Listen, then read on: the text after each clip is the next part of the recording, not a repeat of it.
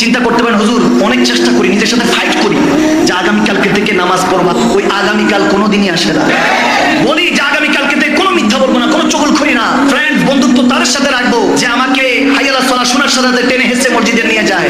যতই চেষ্টা করি কিন্তু কোনোভাবে ওই রকম বন্ধু পাই না, নিয়ত হয় না। আপনি চিন্তা করতে পারেন হুজুর কিভাবে মনটা পরিবর্তন হবে, ওয়াকিয়াটা শুনে যান। আলেমী দিন এটা বর্ণনা করছেন যে কাজের লোক আমি খুঁজতে বাগদাদ শহরে ঘুরতেছিলাম। আমরা এরকম দেখবেন বাসাবাড়ি কাজের জন্য আমরা হায়ার করি না, কিছু লোক হায়ার করি কাজের জন্য 500-1000 টাকা দিয়ে ভাড়া করে নিয়ে আসি যে আমার কাজগুলি করে দিবা, ঠিক না?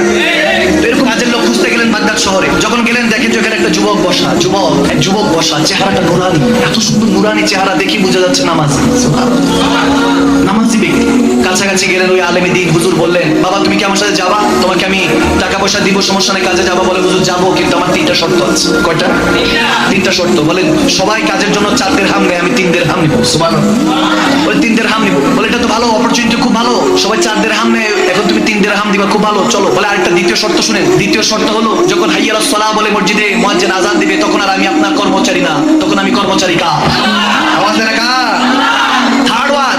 বলে 3য় নাম্বার শর্ত হলো আমাকে কোনো প্রশ্ন করা যাবে না, আমি আপনার কোনো প্রশ্নের উত্তর দিব না। বলে ঠিক আছে, মালিক দেয় শর্ত, তুমি দিচ্ছ শর্ত, কর্মচারী হয়, সমস্যা নাই। ইন্টারেস্টিং ক্যারেক্টার নিয়ে গেল, কাজ করতেছে, সারাদিন কাজ করতেছে, দেখে অন্যান্য কাজওয়ালারা যখন কাজ করে দেখবেন যে মাঝে মাঝে সিপাহীকে একটু সুখটান দিতে থাকে, চা খেতে থাকে, অথচ সে কিন্তু মুহায়রা করেছে, চুক্তিবদ্ধ হয়েছে যে 1000 টাকার বিনিময়ে তিনি তেনার কাজটা 6-7 ঘন্টা করবে, কিন্তু এই 6-7 ঘন্টার মধ্যে দেখা যায় 1 ঘন্টা ফাঁকি দেয়, বাকি 5 ঘন্টা করে। ওই যুবক এরকম ছিল না, পরেজগার। ওই যুবক কাজ করতে করতে জোহরের আজান পড়লো, চলে যাচ্ছে। ওই হুজুরের সাহেবজাদা ছিল, ছেলে ছিল, তিনি বলতে ভাই আপনি কোথায় যান?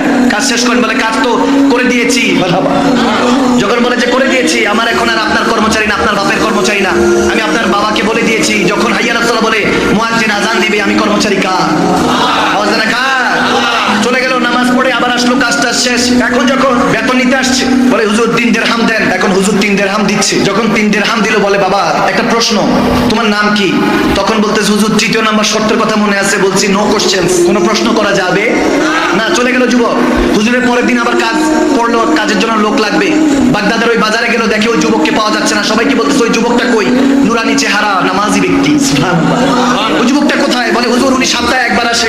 বলে ঘটনা কি? একবার কেন? বলে একবারই আসে, তার নাকি 1 সপ্তাহে 3 দিরহামের খরচ লাগে, 3 দিরহাম কামাইলে এটা দিয়ে 1 সপ্তাহের খাবার দাবার ব্যবস্থা হয়ে যায়।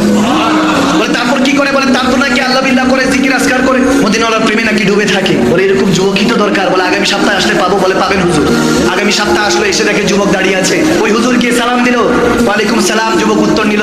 পরে বলছে বাবা আমার একটা কাজ আছে, যাবা? হুজুর যাবো, কিন্তু শর্ত তো 3টা মনে আছে। বলে হ্যাঁ মনে আছে। তো শর্ত মনে আছে, চল বাবা। নিয়ে গেল, কাজ শেষ হলো। এরকম 1-2 সপ্তাহ চলে গেল। হুজুরের